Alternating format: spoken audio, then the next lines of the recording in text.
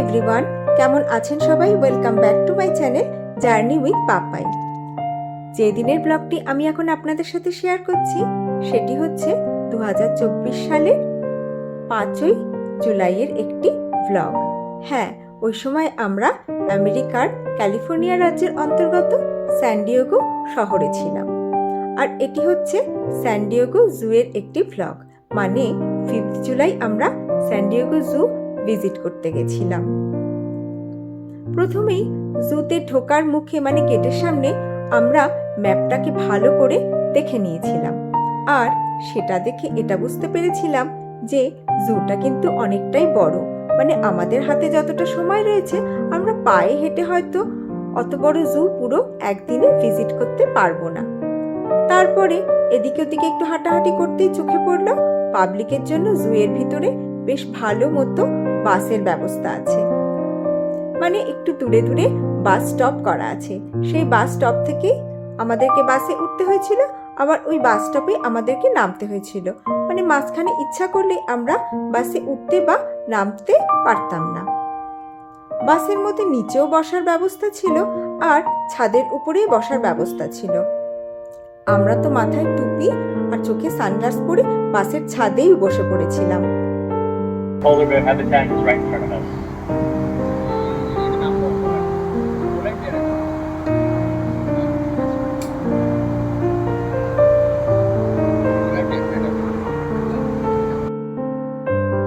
আর এই যে আমি মাথায় হ্যাট আর চোখে সানগ্লাস, সত্যি সেই দিনটাতে এত গরম ছিল না। আসলে জুলাই মাসে যে আমেরিকাতে এতটা গরম পড়ে আমার ধারণার বাইরে ছিল। তারপরে বাসের মধ্যেই আমাদের চোখে পড়ল রোপওয়ে, আর তখনই সিদ্ধান্ত নিয়ে নিয়েছিলাম যে রোপওয়েতে করে মানে উপর থেকে একবার জুটাকে তো পুরোপুরি দেখবই। একটু প্রাণায়াম করে নিচ্ছি।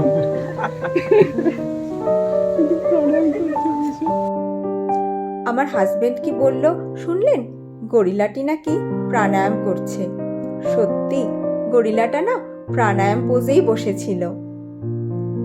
আর এইরকম জুতে গরিলা দেখার অভিজ্ঞতা আমার এই প্রথম। এই দেখুন, এই গরিলাটাকে দেখেছেন? ঝোপঝাড় নিয়ে খেলা করছে।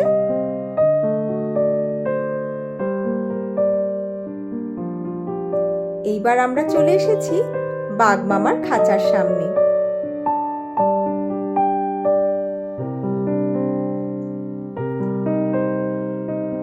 এই খাঁচাতে আমাদের চোখে দুটো বাঘ আমরা দেখতে পেয়েছিলাম। ওই যে আরেকটি কেমন গুটি গুটি পায়ে এগিয়ে আসছে।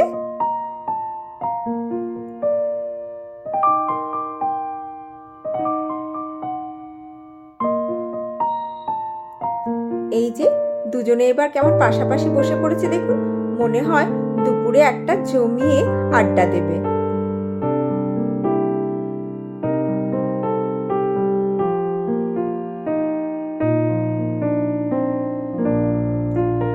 জুটা না খুব সুন্দর ছিল, এত ভালো গার্ডেন আর আর্টিফিশিয়াল ওয়াটারফলও ছিল। বাপরে, এই স্নেকটাকে দেখেছেন? আঙুলটাকে কিভাবে ফলো করছে।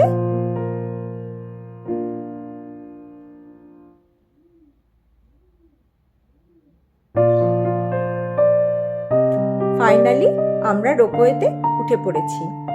আর রোপওয়েতে উঠে খালি জুটা কেন, শহরের বহু দূর পর্যন্ত আমরা খুব সুন্দর দেখতে পাচ্ছিলাম, আর যেটা খুব মনোরম ছিল।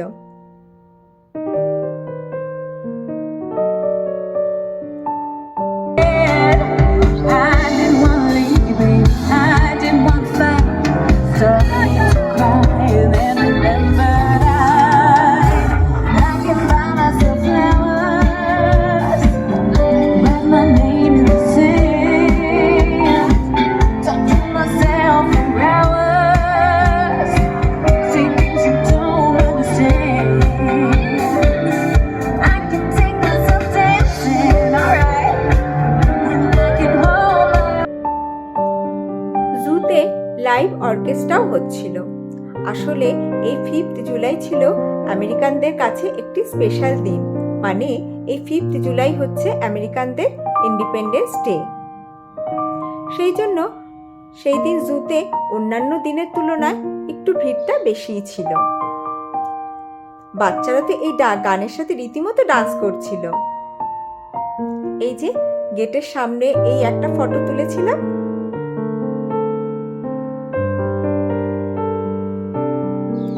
জু ভিজিট করা হয়ে যাওয়ার পরে আমরা হারবারে এসেছিলাম।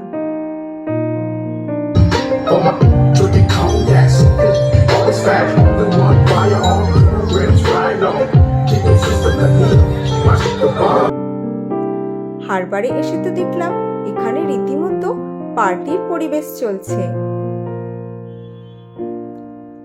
মানুষের তো সেদিন সাংঘাতিক ভিড় ছিল। এর আগের দিন আমরা যে হারবারে ভিজিট করেছিলাম, মানে যে ভিডিওটাতে আপনাদের হারবারটা দেখিয়েছিলাম, সেই দিন কিন্তু এতটা ভিড় ছিল না। লাইভ মিউজিক, ডান্স, পার্টি, খাওয়া দাওয়া সব মিলিয়ে একটা মাতিয়ে দেওয়ার মতো পরিবেশ ছিল, যে পরিবেশ দেখে নিজেকে স্থির রাখাটা সত্যি মুশকিল হয়ে যাচ্ছিল।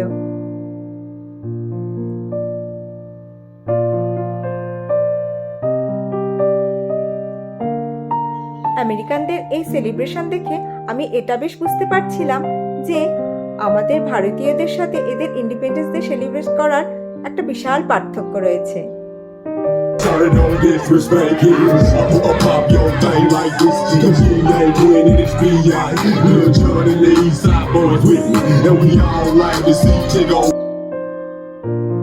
আমার হাজবেন্ড তো ওদের সাথে একটু পায়ে পা মিলিয়ে ডান্সও করে নিয়েছিল। আর এই যে এদিকে লাইটিং শোটা শুরু হয়ে গেছে। আমি তো এই লাইট শোটা দেখে প্রথমে বুঝতেই পারছিলাম না যে লাইটগুলো আকাশে এরকম ভেসে কি করে আছে।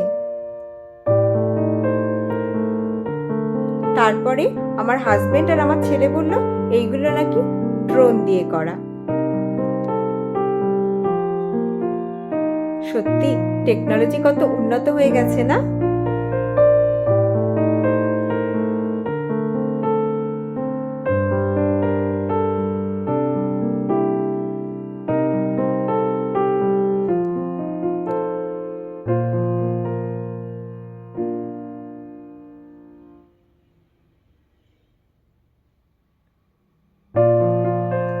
এই লাইটের শোটা হয়ে যাওয়ার পরে বাজি ফাটানোও হয়েছিল, যেটা আমার আর মনে হয় ক্যাপচার করা হয়নি।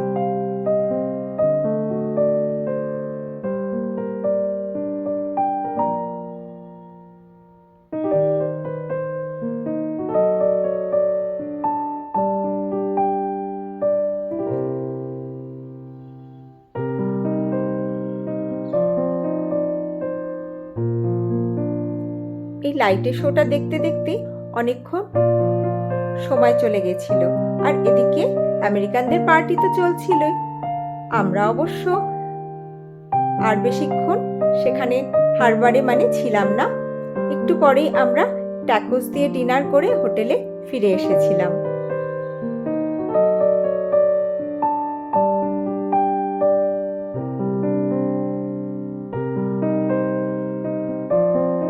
এই যে দেখেছেন মানুষ কিভাবে পার্টিতে মেতে উঠেছে। যাই হোক, আজকের ভিডিওটা আমি এখানেই শেষ করছি। যদি ভিডিওটি ভালো লেগে থাকে লাইক, শেয়ার আর সাবস্ক্রাইব করার অনুরোধ রইল।